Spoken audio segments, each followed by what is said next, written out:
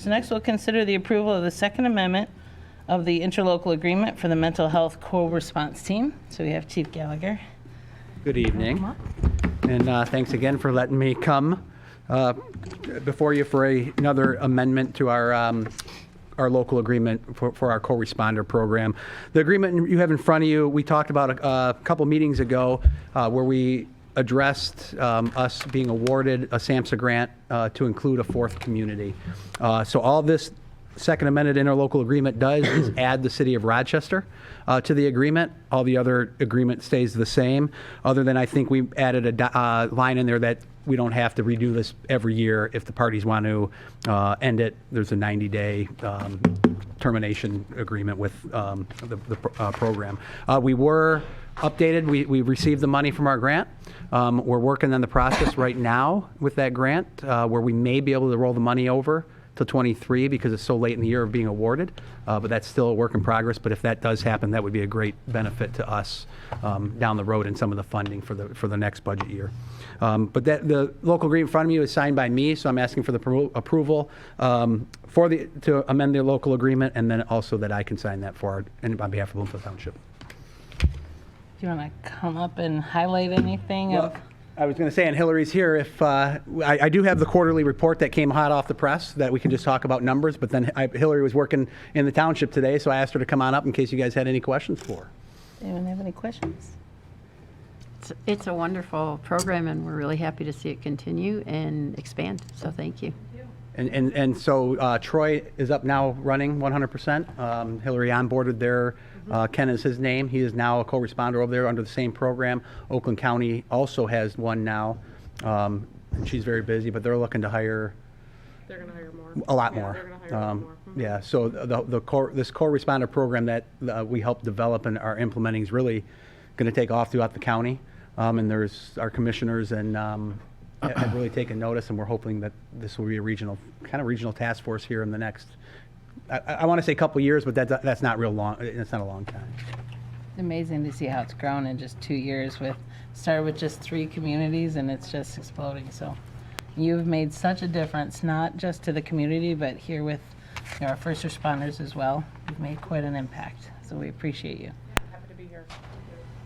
So, and just, I'll give you a real quick update from where we are. This was quarter 4 for the core program because we started about a year ago on September 1st-ish was when we went really live. For the entire program for our 3 communities, there's been 624 referrals that she's helped with. What's a lot? For one person, that's a lot.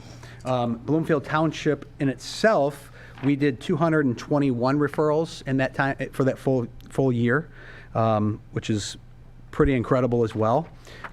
What's nice to see about it is under this last quarter, we kind of look at how many times did we have to convince somebody to go to the hospital, or did we had to commit them, or they voluntarily committed themselves.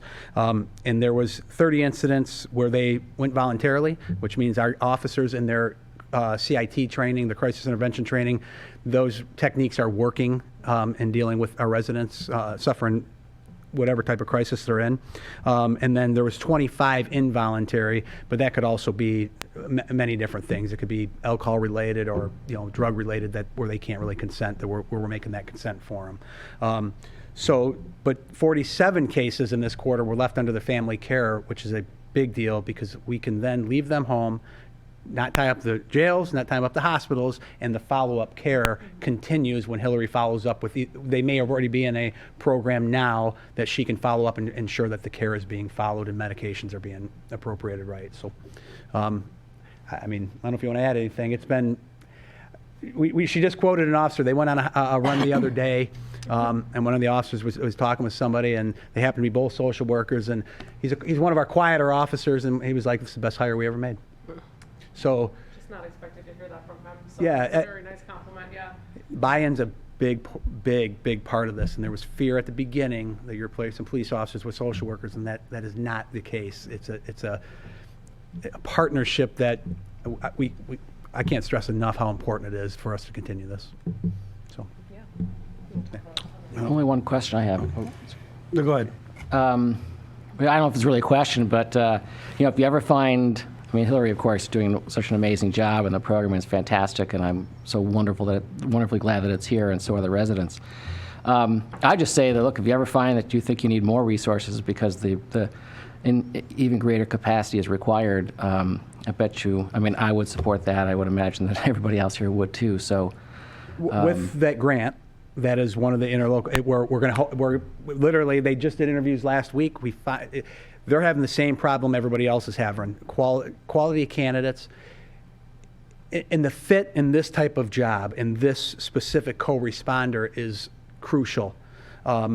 It really probably makes the partnership. And today, they interviewed somebody that they're recommending for us next week probably to add to our 4 communities, so we'll have 2. And between the 2 of them, it's exciting. 624 referrals. We could use more, and I bet you there's more referrals out there. So There's a lot more. At least on my behalf, I would certainly support that. And just in the time frame, we've trained Hillary, a couple of other officers in our place, Auburn Hills and Birmingham, have been trained in the CIT training, which is they had to go. It's an extensive training for them to be able to train, be the trainer, and they're already up to 81 Oakland County officers trained in the last 2.5 months, 3 months. Yeah. So that's a lot. That's really good for that type of training, because that's a week-long training, 40 hours of hands-on, scenario-based, information-based training. Thank you.